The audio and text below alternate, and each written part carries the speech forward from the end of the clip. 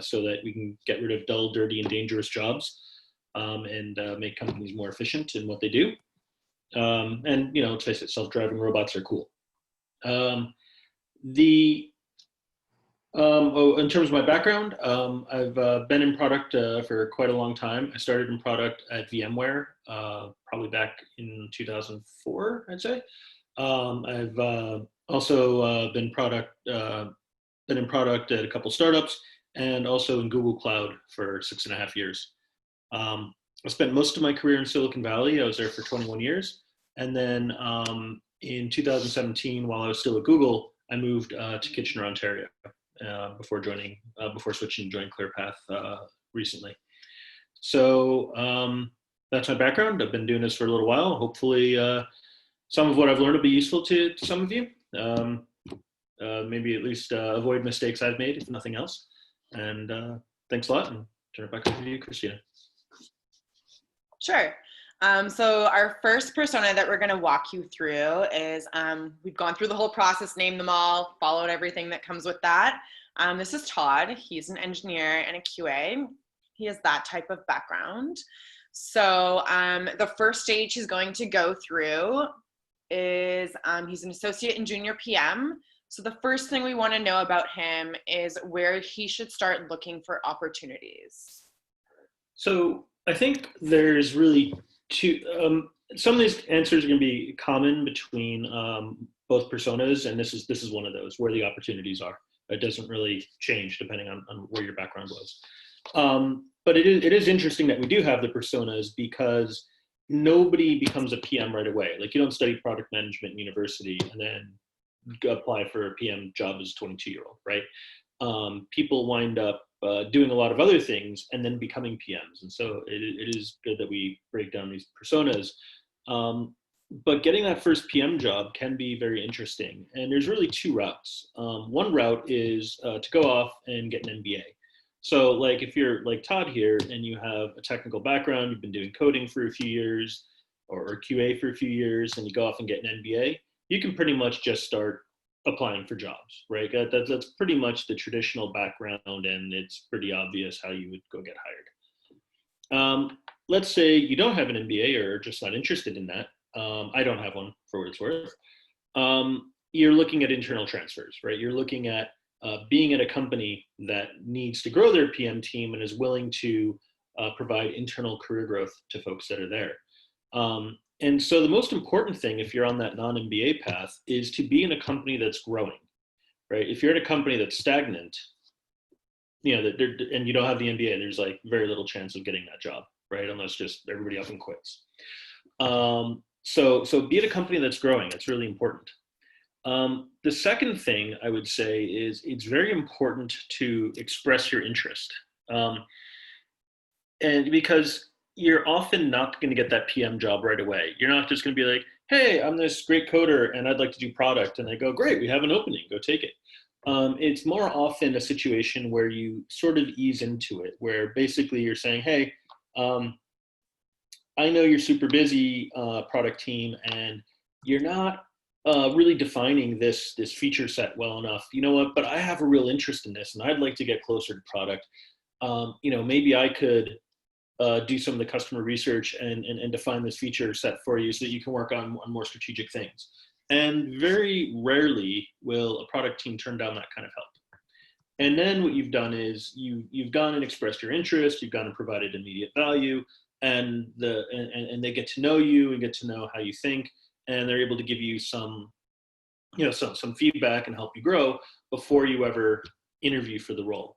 And so I think that's really the two paths. One is, like I said, get a little experience somewhere, anywhere, get an MBA, apply for a job. Second path is try to get an internal transfer in a growing company, and start with volunteering, start with making yourself useful to a product team, and so that they want you when the right opportunity opens.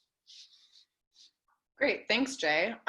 So the next point about Todd when he's just starting off is that obviously being an engineer, being a QA, maybe a little overlap because we did talk about, internal opportunities, but what are some skills that he may have that he can already bring to the table to break the mold and kind of like get into that role? Yeah, so this is a great question. because sometimes the existing skills are also a weakness. And so the skill that Todd has, obviously, is that he knows the products, he knows the technology. He's able to get there and whiteboard with the other engineers and is able to help figure out solutions, and doesn't make a lot of stupid requests because he's been there himself. He knows how hard this is, so he's not over asking or overreaching too badly.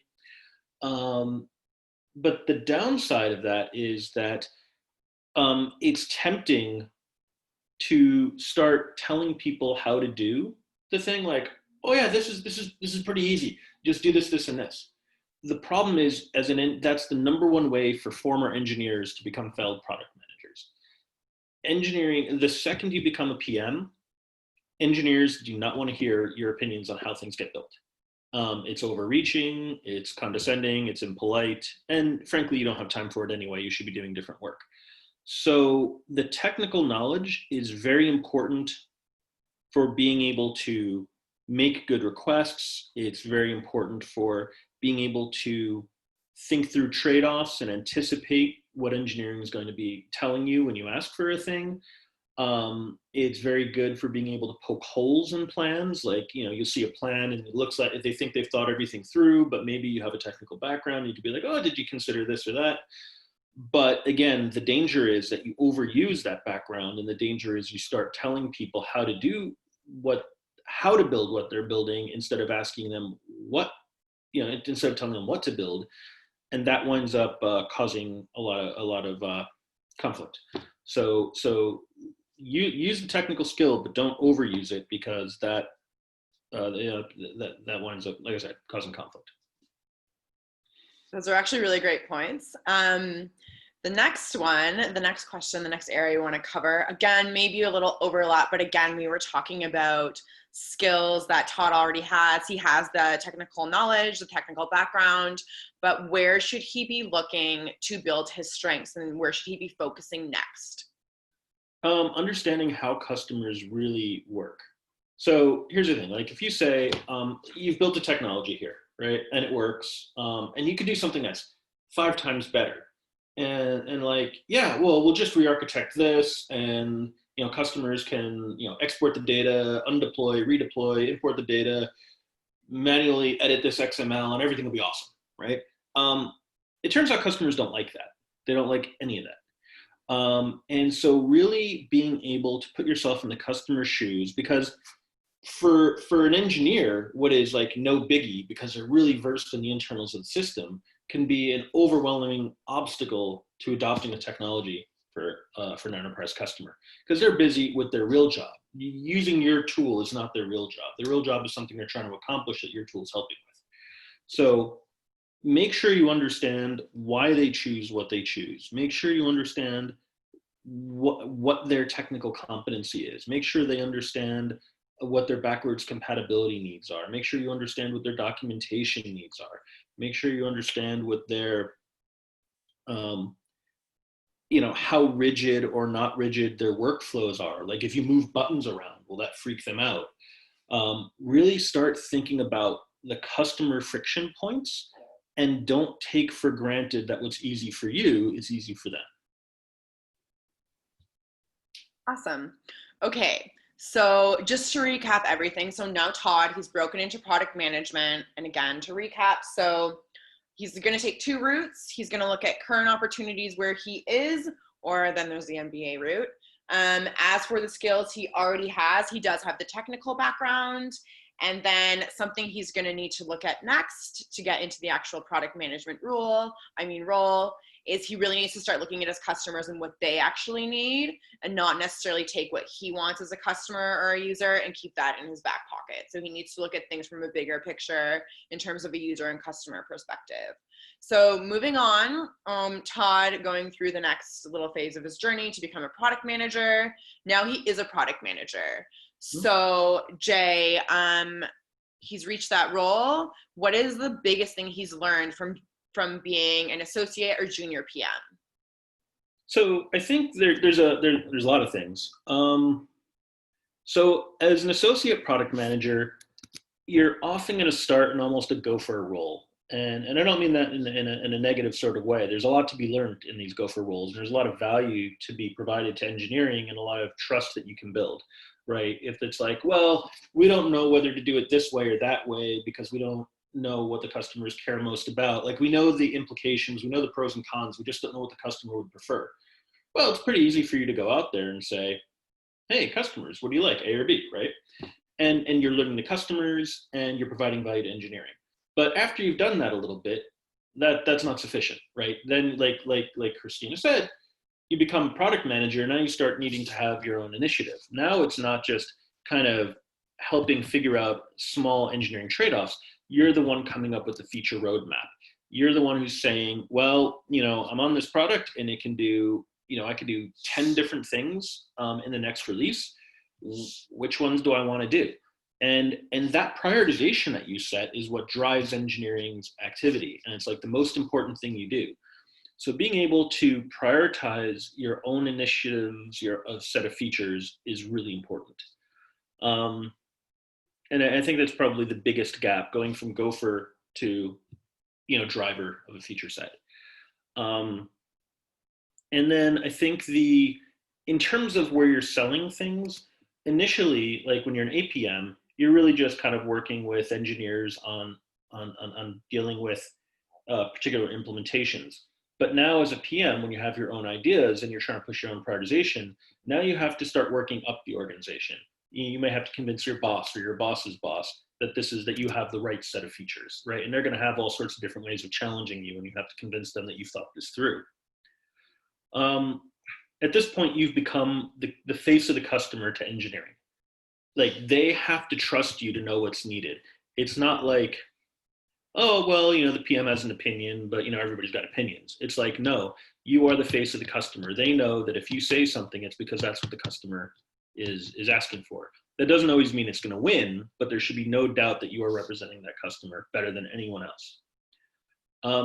You also become the face of the product to the sales team and partner management teams. Because think about it, when you release something, it doesn't matter if you release it if nobody sells it. So you're now starting to prepare product marketing if you have it, or if you don't have it, you're talking to sales directly, you're talking to alliances teams directly, and you're making sure everybody knows why what you've just released is the most amazing thing in the world. So you need to build that kind of ability to represent. You have to start thinking about success and failure, right? It's not just a matter of, well, we said we put this in the PRD and we shipped it, great. It's like, well, why did you ship it? Was it because you wanted to increase sales, because you wanted to increase customer satisfaction, lower ticket counts? You have to know what the goals were and be able to measure those, to measure your results and make sure that you're then celebrating the success of like, hey, we said we were going to do this, we released the software, and then we got it done. You have to get a lot better at presenting than as an APM, right? You should be able to do internal and external presentations, very solid, very clear presentations, both creating the content and presenting it in a compelling way. And you have to start looking a little further out. Like when I described the APM horizons, it was like very near-term, immediate decisions. Right, as the higher you go up in the ladder, the further out you're thinking. So at this PM level, you're probably thinking a year out at least, right? And so those are, that's a long laundry list, but those are the different things that I think you start having to think about as your PM versus APM. Thanks. Great, Jay. I can recap the list for everybody at the end, as I did with our associate and junior PM journey, like little phase we had there. So the next question is, we want to talk about his qualities that make him a little different. So being an engineer or a QA, I know you kind of went through that from the learnings, but what does he possess that make him a great PM? And what can he do at this phase that kind of differentiate himself from other PMs because of his background? The one thing I'll say is the further along the path you go, the less any of that where you came from matters, right?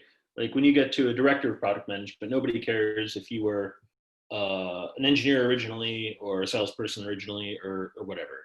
So the further along we go, the less and less of an answer to this question that you're asking there's going to be. But at the PM stage, yeah, you probably still can get a good benefit from your technical background. Again, I think it's about credibility with the engineering team, right? If you want to be able to have engineers look forward to reading your documents and know that they're going to get really great work to work on. If you get a reputation though for asking things that are impossible, or get a reputation for asking things that are like 10 times as much work as the timeline allows for, people, start to kind of write you off. And so by getting requirements the first time around that are that kind of fit and make technical sense, and that don't require 5 rounds of negotiation to get proper, that is something that you can, an advantage that Todd would have over someone that doesn't have the same technical background. Awesome, great point. So again, I know we've kind of already gone over this, but again, at this point, Todd's an engineer, he's a QA, he knows what he's doing. What will he actually be learning here? Because we've talked about he's got to know how to set goals. He's got to know how to prioritize. He's got to know how to present. So those are things he's acquired from being an associate or junior PM. But what is he actually going to be learning? I mean, sorry, I think I maybe went through some of that in answering kind of like what the PM now does right there. That list of things they do are things that they have to improve on as they're in their time as a PM. So yeah, I mean, it comes down to prioritization. It comes out to increasing scope, right? You're not worrying about features. You're worrying about whole products. You're increasing the amount of initiative that you have. You're becoming a better presenter. You're getting better at measurement and metrics. You're getting better at managing upwards, right? And getting buy-in for your plans from your management chain. And again, you're thinking further out. You're going, instead of thinking immediately, you're thinking, you're always thinking a year ahead. Great. So a lot of forecasting, a lot of road mapping, a lot of just thinking to get to the next stage. So then to finally finish off this phase of Todd's journey as a PM, before he reaches his senior PM phase, is what goal should he be going for? So the cool thing about this is, there's a lot of jobs where it's kind of ambiguous. Like, oh, am I senior or not senior? Not so much with the PM role. Like when you ship a product and that product hits its business success metrics, you wind up getting recognized as being really good at your job. And so that's the thing. It's like, I would never say, I should be promoted to senior because I wrote this awesome PRD.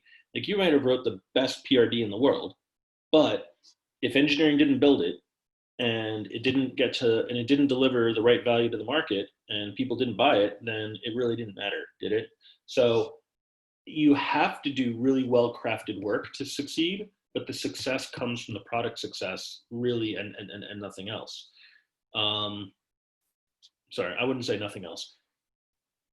There are other things that you have to do, right? You can't be a jerk. You have to be good at building relationships in the company. You have to, there's all these soft skills you have to do, but none of it will wind up mattering if the product doesn't succeed. And so how you get to the next stage is you have to be patient and let that product ship and let it start, bringing in the dollars and bringing in the customer stories and the customer happiness. And then it becomes very obvious. Like you don't even have to ask for the promotion at that point. You can demand the promotion, right?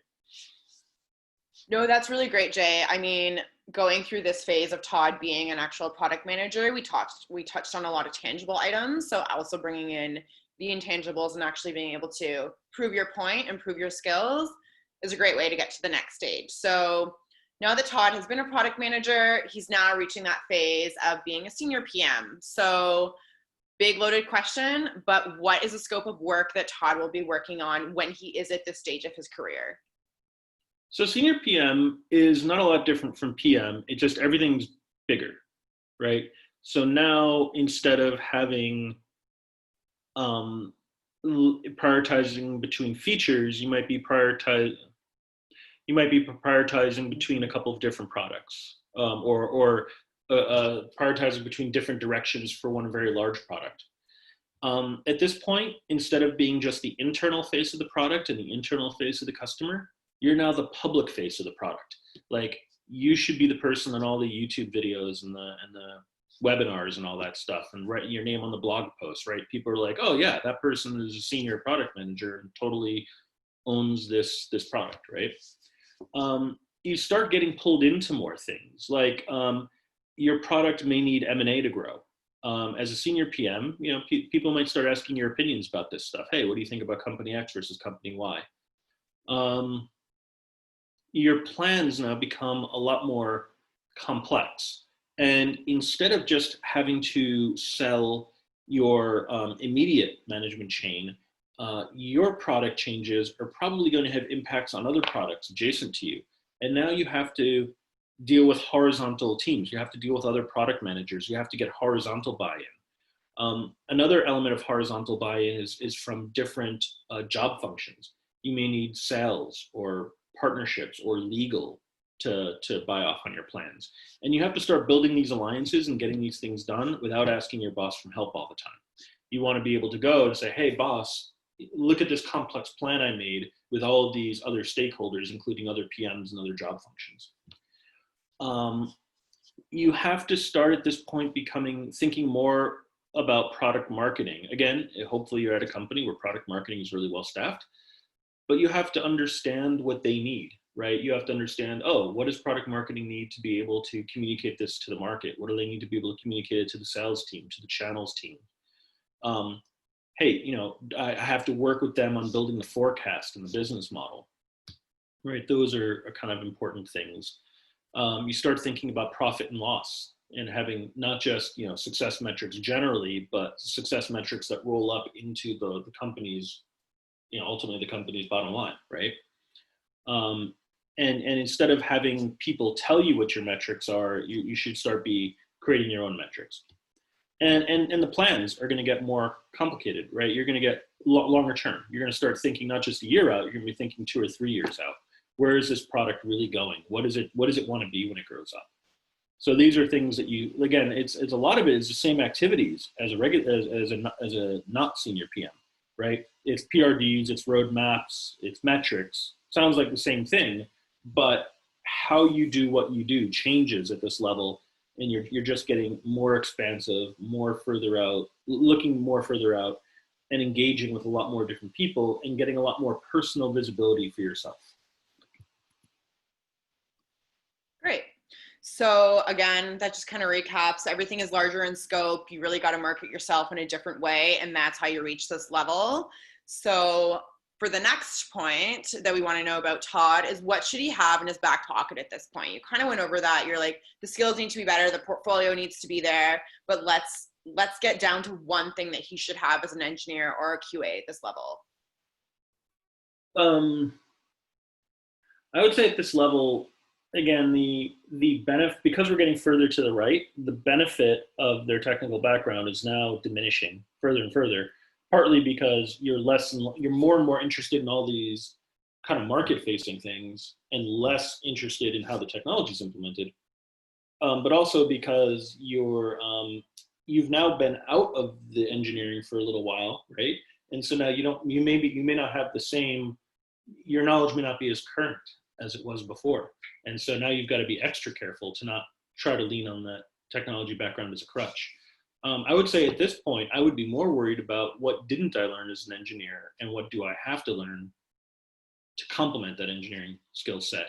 And like I said, not that engineers don't have soft skills. I mean, more and more engineers are having the soft skills, but engaging with different teams, right? You're not just engaging with other engineers. Like, how do these other teams operate? How are they compensated? What are their goals? What makes them happy and sad? What's the number one way to piss them off? What's the number one way to make them happy, right? How you talk to a salesperson is different than how you talk to an alliances person, is different than how you talk to a lawyer, is different than how you talk to your boss, is different than how you talk to an engineering manager, right? And so what's happening is you're you've become the hub at the center of the wheel, and you have to deal with all the different spokes. And so I'd say as an engineer, like that's the one thing an engineering background is not going to prepare you for, because you're mostly dealing with engineering people and then sometimes the product person. So really being able to, really being able to engage with all these different groups, I think is what this engineer now really has to worry about as a senior person. Awesome. I just want to bring a point to that as well. I think in any job or any career, as you're progressing through EQ and understanding people and how everyone interacts, it's a valid point to be made across, whether or not you're in product, whether or not you're doing whatever you're doing or whatever path you're on. But again, when you're reaching any senior level, EQ is so important. The last stage of Todd's journey to become, I mean, he's been an associate, he's made it through an actual PM, he's been a senior, is what's next for him? Where can he go in general? So, a lot of times people, like staying on the PM path, right? They become a group product manager, director of product management, VP of product management, general manager, or sometimes they want to get out of it. Sometimes they want to go back into engineering management, or sometimes they want to get into, even further into the marketing side and become product marketing. I've seen, like, PM is pretty versatile because you're the hub at the center of the wheel. You're actually exposed to all these different groups, and you have a chance to make good impressions on all these groups and learn what they do. So you can go virtually anywhere. So I'll just focus on further climbing the PM chain rather than trying to suggest how you could get into all these other different roles. I mean, just know that they're available to you. But as you start climbing the product chain further, it goes from managing a feature to a product to a suite of products, right? And ultimately to the whole business line if you're high enough in your organization. Instead of prioritizing between features and products, you might be prioritizing between completely different business initiatives, right? You're going to be selling to the executive team, maybe talking to the board of directors, depending on the size of the company. You'll be thinking about new products entirely, right? Instead of saying, oh, I want this new feature in this existing product, you're going to be like, I want a whole new product. I mentioned M&A before. As a senior PM, you might be consulted on M&A. As you get higher than that, you have to initiate M&A, right? People are going to say, you're going to say, oh, I want to do this thing for the business. And it may be impossible to do with the team and the technology that you've got. And you may, have to come up with a complete justification to acquire a company. If you get any higher than senior PM, you're going to start managing other product managers, right? So you're going to be telling, guiding these people and growing these people and helping them go up the path that we just described. In terms of metrics, you're not just setting metrics for yourself, you're setting metrics for other people.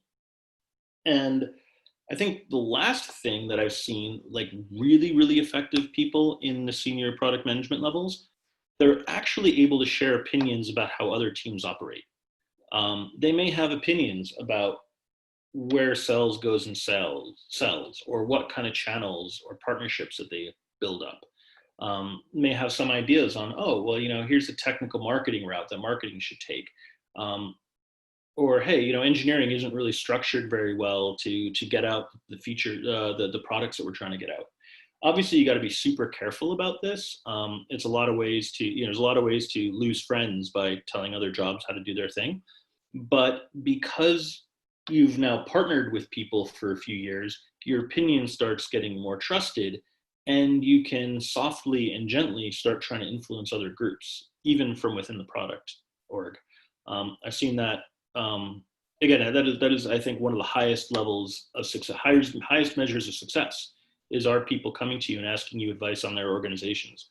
So I wouldn't go look for that, especially early on, but that's definitely a way you succeeded when you start getting asked that.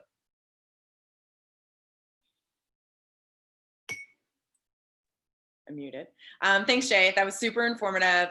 Yeah, we've taken Todd through the beginning stages of his career all the way into what's next for him. So as I mentioned at the beginning, what we'll do now is I'm actually going to go through the questions that are in the chat really quickly. And then if anyone wants to come on and ask something about an engineer QA product role, You are more than welcome. And then we'll run into the next persona. So I'm just recapping through the questions. The first one is that, will you get notes or a recording? There will be a recording. Cyrus is recording. It's going to be available to all of you because there's a lot of information here. Doing my best to recap for you guys, but at the same time, I can't note everything. The next question is, what are some books that are recommended as an engineer breaking into product? I always laugh when I get this question because I'm the worst person in the world to answer this question. I read a lot, but I tend to read about anything besides technology and business because I'm stuck with technology and business all day, and I just have other interests in the world. And so I will say do as I say, not as I do. Like, you probably should actually be better than me and should probably actually read about product management. Things that I've heard are very good. Pragmatic Institute, right there, the pragmatic marketing and pragmatic product management and all that stuff. I've heard those courses are excellent, and they're really worth taking, particularly, if you're coming from engineering and you don't have this kind of business background, because then not only does it tell you about product management, but tells you in the context of all the other different marketing roles around you. Also, I mean, you can't go wrong reading Jeffrey Moore books. They're timeless and well known for a reason, right?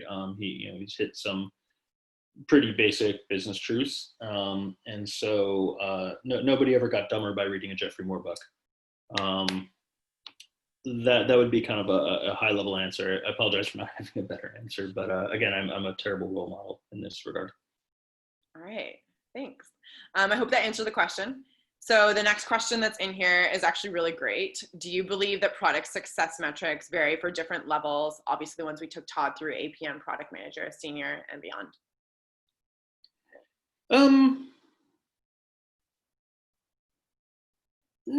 Loaded question. Not really. Well, I mean, you have to think differently as you get more mature, but in the end of the day, the product has a certain job in the company, right? The job is to get sales, right? And so, and it has to do it in such a way as it maintains a high customer satisfaction, and it has to maintain. If you look at like the heart metrics out there, if you don't know what those are, you should Google those. It's a really useful thing. Like, the heart metrics are the heart metrics are the heart metrics. It doesn't care if you're APM or if you're a director of product management, right? But I think your personal metrics will change, right? So, for example, you can increase the heart metrics on a particular product to like 100% across the board and still not be an effective senior person because you're not growing the business beyond that, right? You start asking yourself, well, God, how do I leverage the success of this product into something new, right? So that new initiative that you take will have its own set of metrics, but that, again, are not going to be very different from the product before. But you personally now, you're looking at the sum of your impact on the business across these initiatives, not just the ones that you inherited and tweaked, but the ones that you wound up spawning into existence. And so, the definition of product success doesn't change much as you go up, but your definition of personal success definitely changes. Great. The next question that's in the chat actually has to deal with the BA. It's from Vignesh, but we are going to get to the BA persona, so I can answer that then. I'm going to go through the next one really quickly because I think it's another great question, and then we'll move on to our next persona. Probably shouldn't take as long. It's very similar questions, but it's just coming from a different background. So one more on the engineer QA perspective is that as Todd moved up the ladder, the abstraction that he dealt with became larger, which is so true. The numerous multi-stakeholder decisions often don't have results. What are some rules of thumb that ensure all parameters are accounted for? Great question. I can summarize it. I understand it. I didn't quite follow the question 100%. So I think what Rahul is asking is that the more senior Todd became, he's dealing with more abstract stuff. So we talked about when he was a senior PM that he's dealing more with goals and things that are more like EQ related and making his own metrics. Mm-hmm. So what are some rules of thumb that can be accounted for in order to make sure that all of these stakeholders that are involved are all accounted for. And I don't know, I would say like, I'm trying to think of like a stakeholder map or like an org chart or something like that that would kind of help, but you may know more about that than me. I would say the important thing is to make it not abstract. Like I kind of question the premise of the question a bit, in that you're dealing with a lot of different abstractions, but your job is to make it tangible for everybody involved, right? Your job is to make it tangible for sales, to make it tangible for partnerships, tangible for marketing, tangible for engineering. And it actually is a very hard thing to do, right? Like if you get like, customers are very unhappy about the reliability of the product. Okay, well, gosh, that could be that can become very many different things. Like, are they unhappy enough that it's hurting sales, or is it an unhappiness we should let go?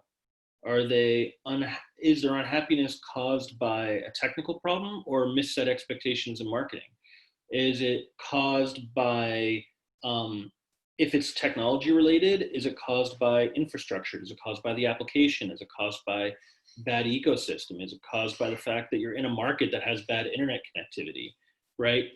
So they're like, oh, I'm unhappy because this is unreliable may seem tangible, but it's not. It's actually very abstract. And you have to nail that down. Like, you have to nail it down so that every single stakeholder gets exactly why does this thing matter? Why does it, and what is their contribution to it should be, and so that you're able to get a solution out there and get everybody bought into it.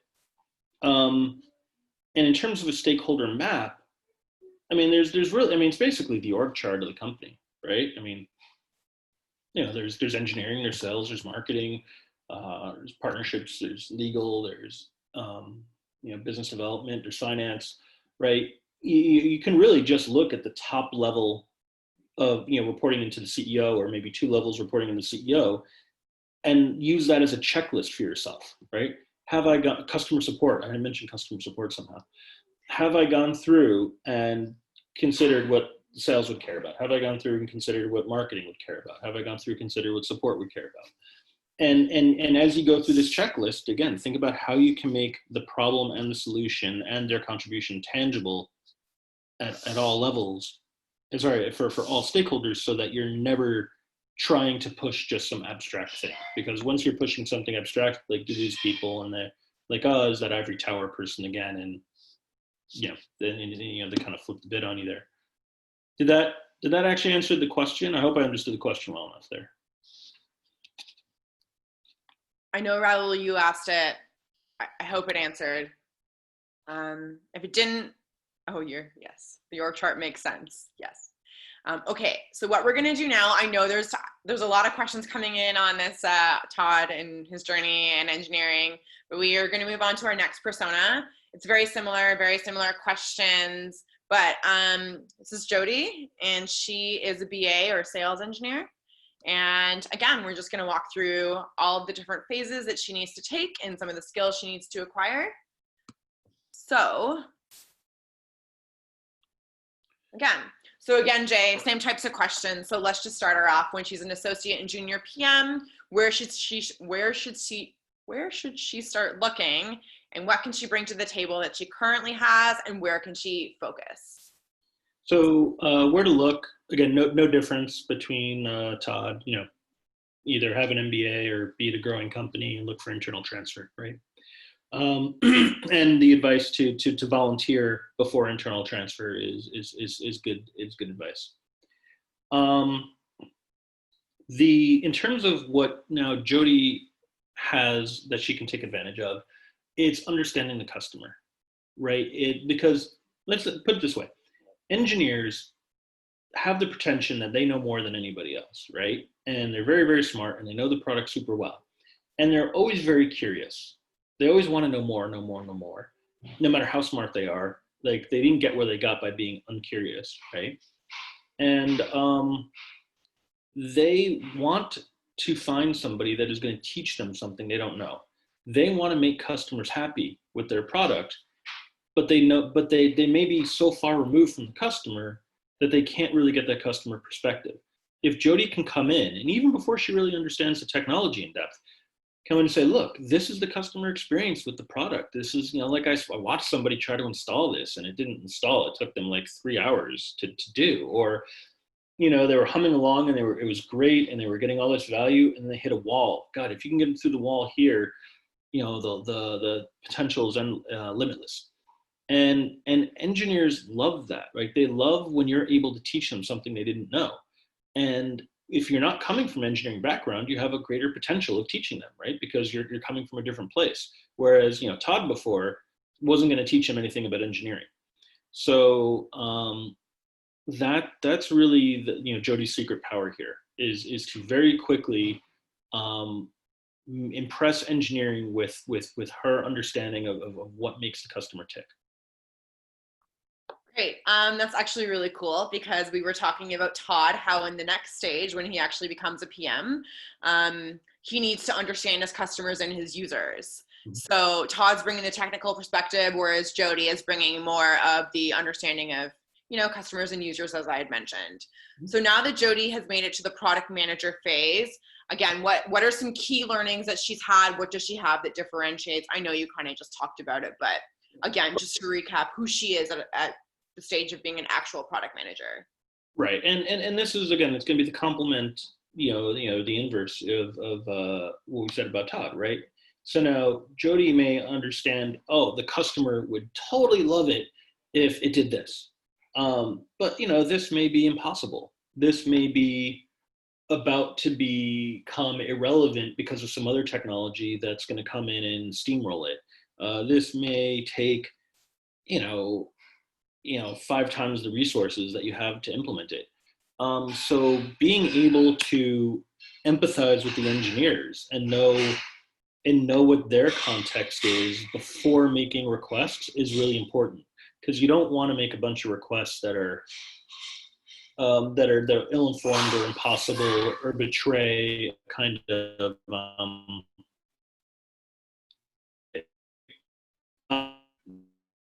that I learn is making technical trade-offs. So remember I said before, you don't want to tell engineering how to do what they're good to do.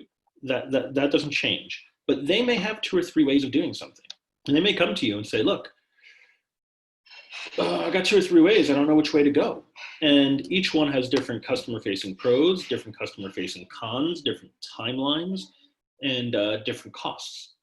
And so you're not grading the technical implementation because that's their job.